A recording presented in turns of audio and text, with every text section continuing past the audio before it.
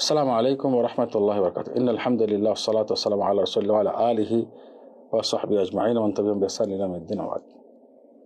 সম্মানিত ভিউয়ার্স, দর্শক মহাশতবৃন্দ, আমরা এবার সালাত কোর্সের ৯৭ নম্বর পাঠে আলোচনা করব মৃত্যু সম্পর্কে। মৃত্যুটা কি প্রথমে জানিয়ে নেব, মৃত্যু কাকে বলে, মৃত্যু কি জিনিস এবং মৃত্যুর উদ্দেশ্য কি হওয়া উচিত এটা।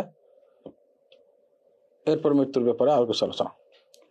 প্রত্যেক মুসলমানদের জন্য ফরজ হলো প্রত্যেক সময় মৃত্যু স্মরণ করা।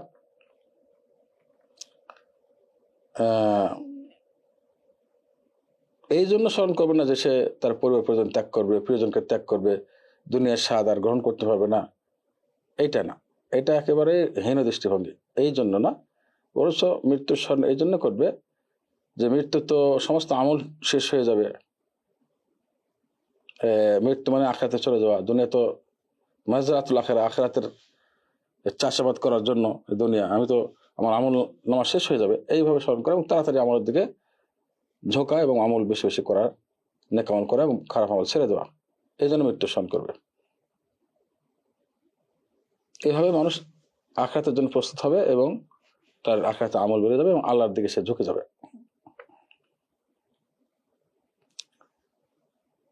হ্যাঁ, না হয় যদি এই মৃত্যুর স্মরণ, যদি এই টেনশন থাকে যে আমি পরিজনকে ছেড়ে যাবো, প্রিয়জনকে ছেড়ে যাবো, দুনিয়ার স্বাদ গ্রহণ করতে পারবো না, তাহলে এটা শেষ পর্যন্ত লজ্জা এবং আফসোসের কারণ হবে। এমনটি যেন না হয়।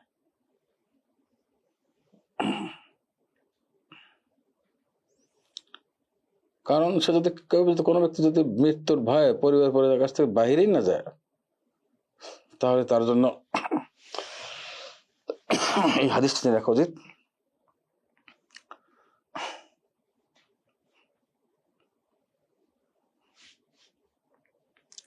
আল্লাহ তাআলা যদি, হাদিসটি সহিহ হাদিস, সহিহ তিরমিজির 2147 নম্বর, আল্লাহ তাআলা যদি কোনো বান্দার মৃত্যু লেখা রাখেন কোথাও, কোনো জমিনে নির্দিষ্ট জায়গায়, তো আল্লাহ তাআলা ওই জায়গায় তাকে নিয়ে যাবে, যে কোনো একটা প্রয়োজন দেখা দেবে ওখানে যাওয়ার জন্য, যে কোনো প্রয়োজন দেখা দেবে,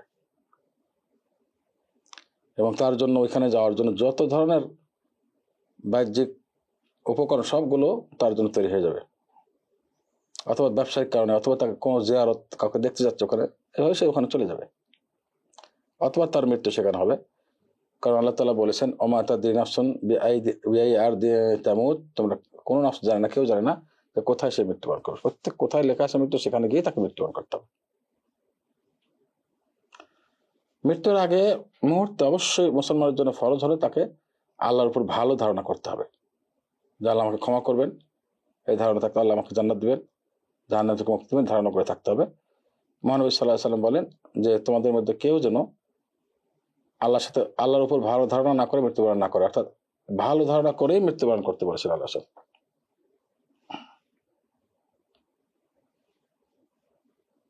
এবার আসবো মৃত্যুর আলামত কি। মানুষ মারা যাবে, কিছু আলামত আছে না, এই আলামত গুলো আমরা আলোচনা করবো। কি কি আলামত পাওয়া গেলে বুঝতে হবে যে মানুষের মৃত্যু হয়ে গেছে, অথবা মৃত্যু সাব্যস্ত হয়েছে।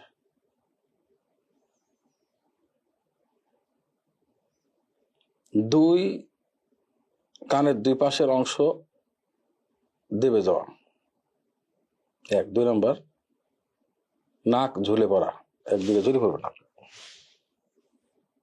হাত দুটো আলাদা হয়ে যাওয়া, সম্পূর্ণ একটার সাথে একটা সম্পর্ক নেই। পা দুটো শিথিল হয়ে যাওয়া। দৃষ্টি কোনো একদিকে স্থির হয়ে যাওয়া, দৃষ্টি আর ব্যাস কমাচ্ছে না কোনো একদিকে, কারণ যেদিকে রোগ আছে সেদিকে দৃষ্টি শেষ দৃষ্টি করেছে, এরপর থেকে সেখান থেকে আর ফিরছে না।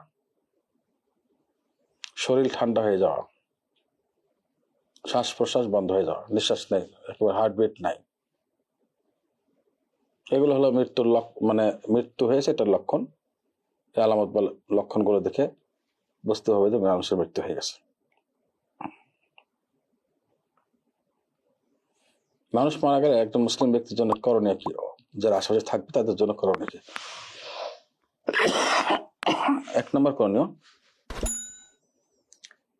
দোয়া করা। এই দোয়া, মুসলিম শরীফের হাদিস, 920 নম্বর হাদিস, আল্লাহ মাগফিরলি ফুলান, নাম ধরে অমুক ব্যক্তির, হে আল্লাহ অমুক ব্যক্তি ক্ষমা করে দাও, ওর ফায়দারাজাতাহু, তার মর্যাদা বৃদ্ধি করে দাও, ফিল মাহদিয়িন, হেদায়েত প্রাপ্তদের মাঝে,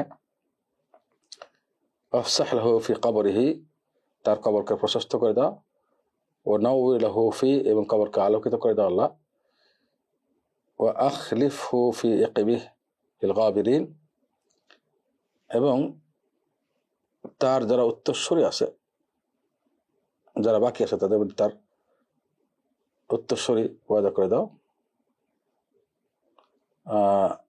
অর্থাৎ হে আল্লাহ, তুমি যাদেরকে রেখে যাচ্ছে তাদের সাহায্যকারী হও, তাদেরকে দেখাশোনা করো, যাদেরকে রেখে যাচ্ছেন তার পরিবার পরিজন যারা তারপরে আসে তাদেরকে আল্লাহ পূর্ণভাবে তাদের সংরক্ষণ করো এবং দেখাশোনা করো, এই দোয়া করা।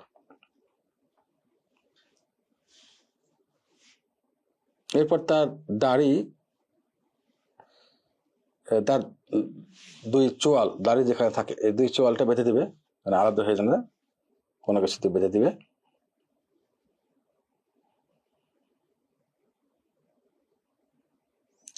এবং তার যে ইয়েগুলো আছে আস্তে আস্তে তার জোড়াগুলো হাত দিয়ে মুড়ে দিবে, জমিন থেকে তাকে উঠাবে। এরপর তার কাপড় চোপড় খুলে পর্দা সহকারে এমন কাপড় দিয়ে ঢেকে দেবে সমস্ত শরীর ঢেকে যায়, অথবা তাকে গোসল করাবে।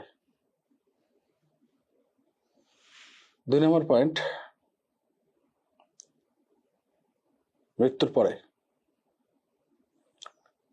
পরে তার ঋণ পরিশোধের জন্য লেট করবে না, মোটেই করবে না, যদ্দূর সম্ভব তাড়াতাড়ি তার ঋণ পরিশোধ করে দেবে,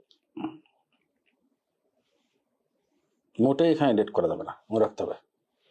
কারণ হাদিসে আসছে এক ব্যক্তি ঋণ রেখে মারা গেছে, নবী সাল্লাল্লাহু আলাইহি ওয়াসাল্লাম জিজ্ঞেস করলেন যে ঋণ পরিশোধের কেউ আছে কিনা, কারণ ঋণ পরিশোধ না করার কেউ থাকলে মহানবী তার জানাজা পড়তেন না, বলতো সল্লু আলা সাহিবিকুম, তোমরা তোমাদের ভাইয়ের জানাজা পড়ে না, এটা বলতেন। যদি এক সাহাবার ঋণ পরিশোধ করার কেউ দায়িত্ব নিয়েছেন, তাহলে আসর পরের দিন জিজ্ঞেস করে তুমি কি ঋণ পরিশোধ করেছো ওই সাহাবের? তখন তিনি বললেন যে রাসূলুল্লাহ কেবল 1 দিন হয়েছে মাত্র। এরপরে আবার জিজ্ঞেস করলেন পরিশোধ করেছো? যতক্ষণ ঋণ পরিশোধ করে নাই ততক্ষণ পর্যন্ত আল্লাহ সাল্লাল্লাহু আলাইহি ওয়াসাল্লাম তাকে জিজ্ঞেস করেছেন।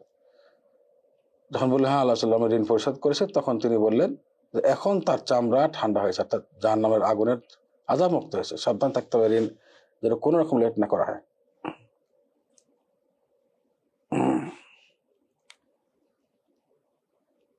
এরপর তার ওসিয়ত পালন করবে, ওসিয়ত যেগুলো করে গেছে সে তার ওসিয়ত গুলো পালন করবে, ঠিক মতো আদায় করে দিবে। এরপর তার জানাজার জন্য তাকে তৈরি করবে লেট না করে, এরপর জানাজা পড়বে, এবং তার যেখানে যদি কোনো জরুরি বিষয় না থাকে তাহলে যেখানে মৃত্যু সেখানেই তার দাফনের ব্যবস্থা করবে, সেই দেশেই যে দেশে মৃত্যু হয়েছে। মৃত ব্যক্তির চেহারা খুলে দেখা জায়েজ এবং তাকে চুমু দেওয়া জায়েজ, যদি ফিতনার সম্ভাবনা না থাকে, যে খুলতে গেলে সবাই ঝেঁকে পড়বে, সবাই এসে ভিড় করবে, সবাই দেখার চেষ্টা করবে, যদি প্রসিদ্ধ মানুষ হয় এরকম হতে পারে, তখন সবাই হয়তো মৃত ব্যক্তির উপর পড়ে যাবে। এরকম ঘটনা না হলে, ভয় না থাকলে, কোনো ধরনের সমস্যা সৃষ্টি না হলে জায়েজ আছে।